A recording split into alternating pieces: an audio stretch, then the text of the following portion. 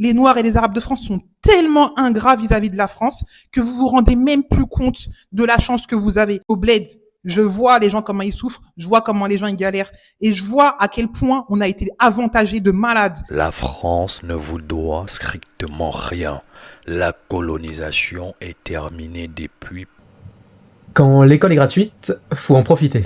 La colonisation n'est, je rappelle, pas un projet humanitaire. C'est un système politique de domination pour l'intérêt du pays qui en fait l'usage. Les routes, chemins de fer, etc., ce n'était pas par générosité, mais pour faciliter les transports de ressources. Et les hôpitaux sont aussi là de manière stratégique.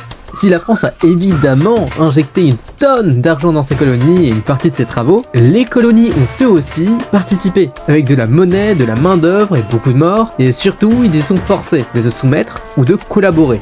Et aujourd'hui encore, nous avons des traces de tout ça. Les ressources, épiceries, charbon, textile, et j'en passe, qu'on a aujourd'hui en France, et qui participent à notre confort, c'est grâce à ce qu'a apporté ces colonies par le passé.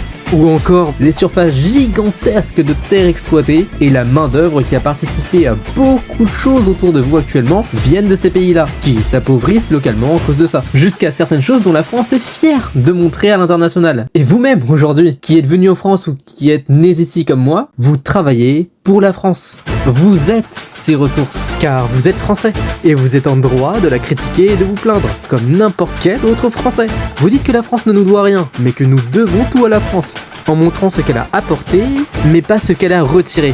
On peut être reconnaissant de sa situation actuelle, sans effacer le fait que la France doit beaucoup à ses colonies. Donc rappelez-vous, la France ne serait pas ce qu'elle est aujourd'hui sans vos ancêtres.